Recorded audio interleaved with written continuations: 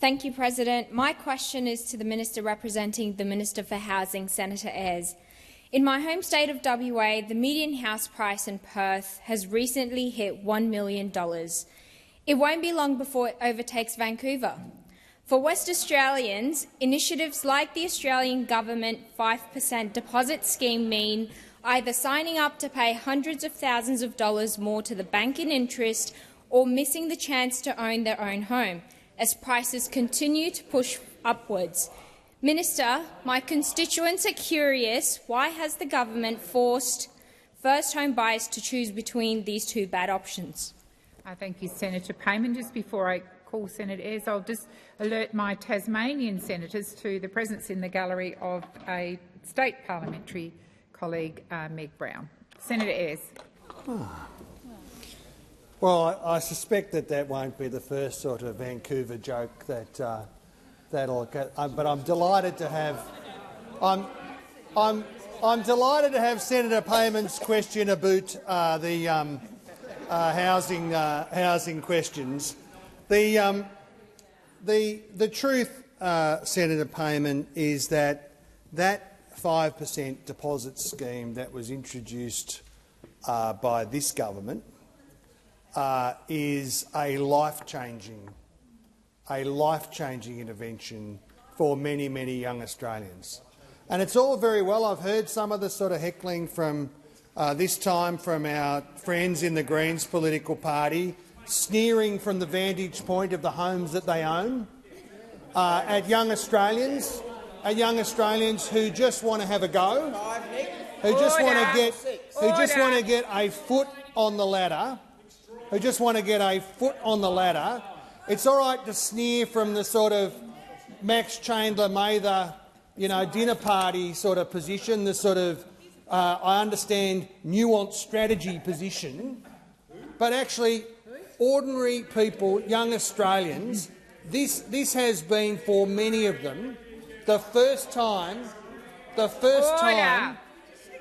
they have seen an opportunity for themselves to be able to save a deposit and get in there, and they have been doing it.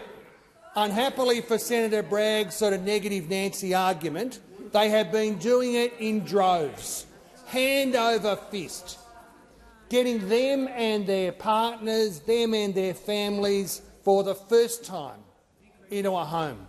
And that is what Labor is about, driving action in supply and giving people a fair crack at having a go at the housing market, and that is something I thought you might have used to have supported. The time for answering has expired. I'm waiting for the chamber to come to order.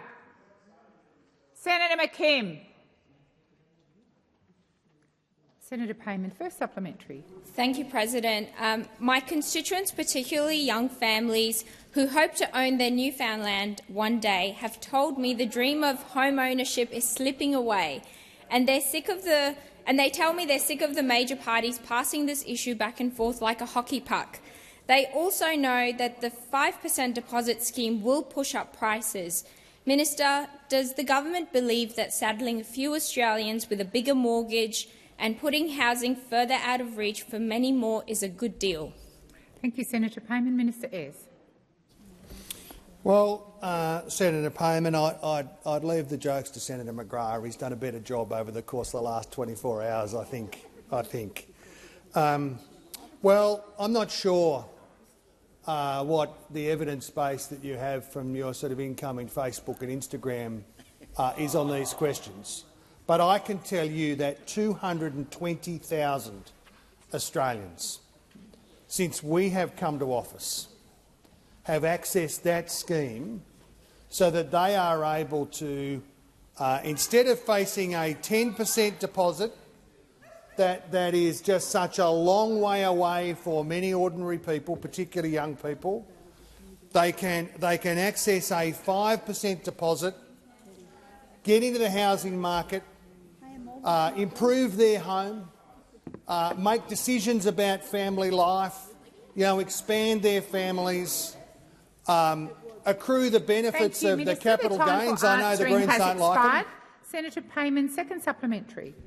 Minister, we don't know for sure what the Treasury thinks because the government has refused to release their modelling. OPD 208, which sought modelling on the 5% deposit scheme, was agreed to on 3rd November last year. The Minister for Housing asked for an extension more than 2 months ago. Like maple syrup without pancakes, it doesn't stack up. Why is the government covering up these documents which were ordered to be produced 93 days ago? Thank you, Senator Payman. Minister Ayres. Well, this government has complied with more orders for production of documents in any one term than any Australian government ever. This includes, just yesterday, an order moved by Senator Bragg for a congratulatory letter. Mate, if you want a congratulatory letter, I'm sure I can organise one for you. I'm sure I can organise one for you. The one that Senator Payman refers to includes ministerial submissions, records of conversation, letters, briefing notes, meeting agendas, file notes, meeting invitations, meeting notes, meeting minutes, emails, instant messages and electronic messages. We have produced 3,995 pages worth of documents in housing. That's more than 3 times longer than the full trilogy of Lord of the Rings. Like, it's about 8 times as long as poor old Senator Bragg's last book, self-published, no doubt. Self-published.